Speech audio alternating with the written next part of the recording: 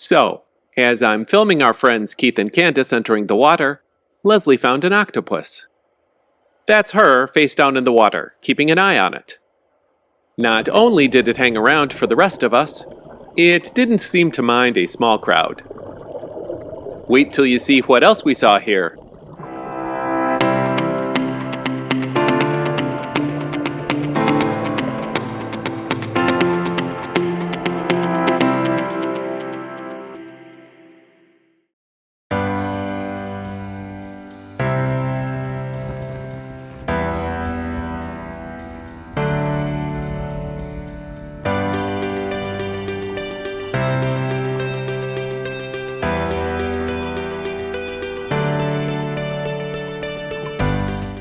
You may or may not know this, but there is a double reef that runs along a good portion of the southwest coast of Bonaire.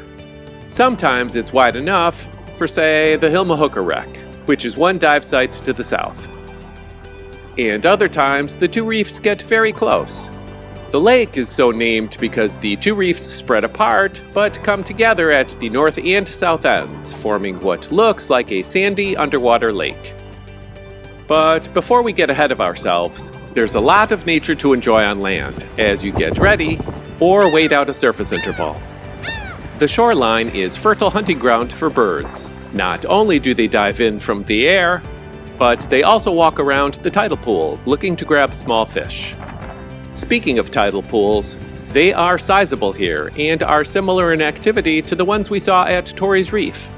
There are crabs, barnacles, lots of snails, several kinds of sea urchins, and assorted algae, if you're into algae. Many of the smaller pools are home to juvenile sergeant majors, damselfish, and gobies. We even spotted this Atlantic Triton's Trumpet, which was a first-time capture for us from land. And of course, there is also quite a bit of fossilized coral as well. The lake is a great place for snorkeling. Not only because it isn't too far south, but the shallows are less than 20 feet deep, all the way to the drop-off, which means it's easy to swim through fields of gorgonians, observe the abundant sea life over some of the hard corals, or perhaps catch a spotted goatfish pouncing on a meal. Our first-time capture streak continued here with 5 new animals: a polka-dotted hermit crab, porcelain redback crab, golden coral shrimp, sea pansy, and a doubtful lizardfish. We'll show longer clips later, but if you want to learn more about the uncommon animals shown here, check out the video description below for links to additional information about each one. It should be noted here that we filmed this video in the first half of 2023, just as stony coral tissue loss disease was hitting Bonaire. During our last few visits, the site had turned from green to orange status, and the evidence was quite clear. Some of our footage included a number of 4-eye butterfly fish feeding on the diseased coral, and after some inquiries, we were pointed to a very interesting article about that relationship. We also have a link to that article below as well. If you're enjoying this video, don't keep it to yourself. Let us know. You can subscribe to the channel, like the video, leave a comment below, and/or share it with friends. There are so many ways to spread the love. Thanks! Angry face. Just kidding. I'm sure it's smiling on the inside.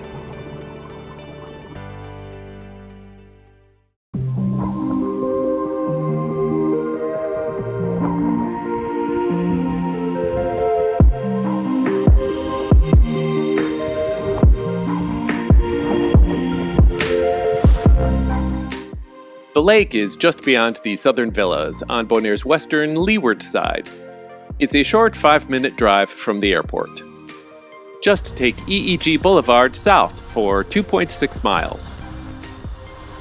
When you pass Ocean Oasis, you're getting close. After about a dozen villas on the right, look for the trademark yellow dive site rocks, although you may see the speed limit sign a bit sooner. There is a good-sized parking lot down a fairly steep slope that may have some ruts, making traction a bit challenging in the rain. It fits about 10 trucks, depending on how people park. Pro tip, Maps.me is an excellent free offline GPS map. Notice we're getting real-time driving directions to the lake while in airplane mode. There really isn't any other convenient place to set up your gear other than your vehicle. In fact, there are no amenities here at all. No shade either. That said, there are a few dive shops within 3 minutes of the lake, where you can have broken equipment looked at, or pick up last-minute rental gear. A yellow dive site entry marker highlights the best place to go in. Between the sandy parking area and shallows is a raised, uneven rocky ledge. In low tide, you can see where it starts, but in high tide, it's completely underwater. Going in, there's a step down from the ledge into the sand. It varies in height, but is typically between 6 and 12 inches. Once in the water, it's about a 2-minute swim to the drop-off, although it's a bit farther if you head toward the buoy. Speaking of buoys, note that it is regularly used by dive boats. But dive boats aren't the only concern. On one dive, we heard a fishing boat overhead. Check out how close it was to these other divers higher in the water column.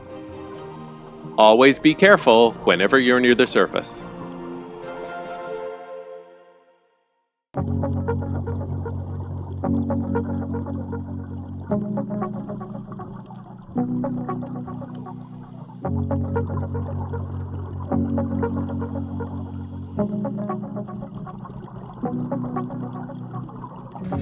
Straight out from the entry, the reef is 230 degrees southwest, so 50 degrees northeast should put you back at your truck.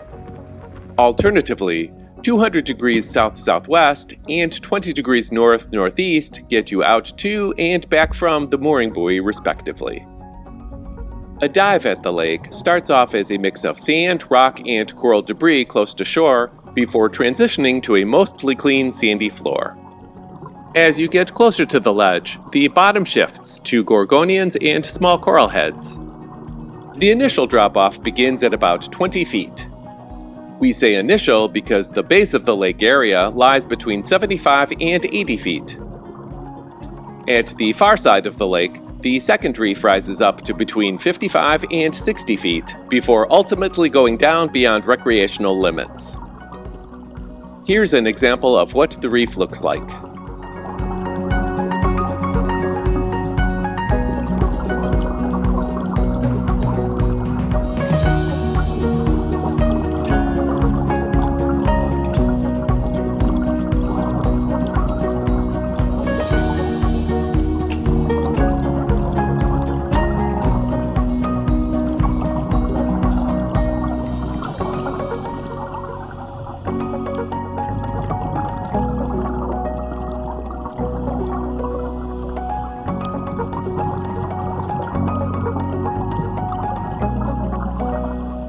Although there can be some current here, as this footage shows, it's pretty gentle most of the time. As the name implies, the lake is the primary attraction at this dive site, so take some time to explore the lake bottom, as you can find some pretty cool animals there. We've seen grazing yellow goatfish and barjacks scouring the lake bed for food, the telltale signs of acorn worms and southern lugworms living under the sand, peacock flounder, and queen conchs, with one being used as protection for a sand tilefish. There is a community of brown garden eels down there, and toward the south end there are some rocks worth exploring. I found a pair of scarlet-striped cleaner shrimp, which we don't see that often, and called Leslie over. She scored another first-time capture for us with this golden coral shrimp. Excellent spotting. Despite the current state of stony coral tissue loss disease, it certainly isn't everywhere, and there are plenty of areas where coral diversity, even in small areas, is tremendous. The lake also has a few coral head pinnacles that stand out from the surrounding reef. The second reef is even more concentrated with coral than the first one. We're not sure if that's because it's farther away from shore, but it's well worth spending some time there as well. If you need further incentive, we saw a pair of friendly squid hanging around. On your way out, and or on the way back, spend some time in the shallows. To the south of the entrance are quite a few blade fire coral colonies, which are home to lots of juveniles. And, just like the lake bottom, the sandy shallows may also be hiding a peacock flounder, or you may see a sand tilefish out and about. There is a terrific staghorn coral field that is doing nicely courtesy of reef restoration efforts, and it's a pretty reliable place to find a resting school of fish. First thing in and last thing out on this dive, make sure to check around. You never know when a couple of rainbow parrotfish will swim through your group.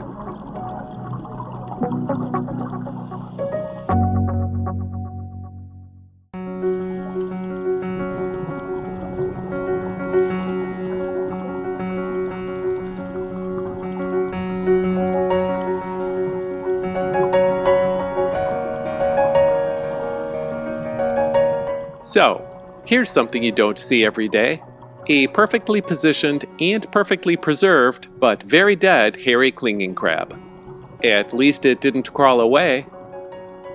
Another sea life highlight was this tiger grouper swimming by. And of course, it's always fun to see a school of blue tang roaming the reef looking for food. We also saw a very busy juvenile Spanish hogfish trying to clean a constant stream of Creole wrasse. And we caught this flamingo tongue absolutely devouring a sea rod branch. The lake has a lot of great sea life, and to balance the stony coral tissue loss disease reporting, we'll switch things up a bit and start the day dive highlights with some of the healthy coral and sponges we saw. And then we'll show some fish.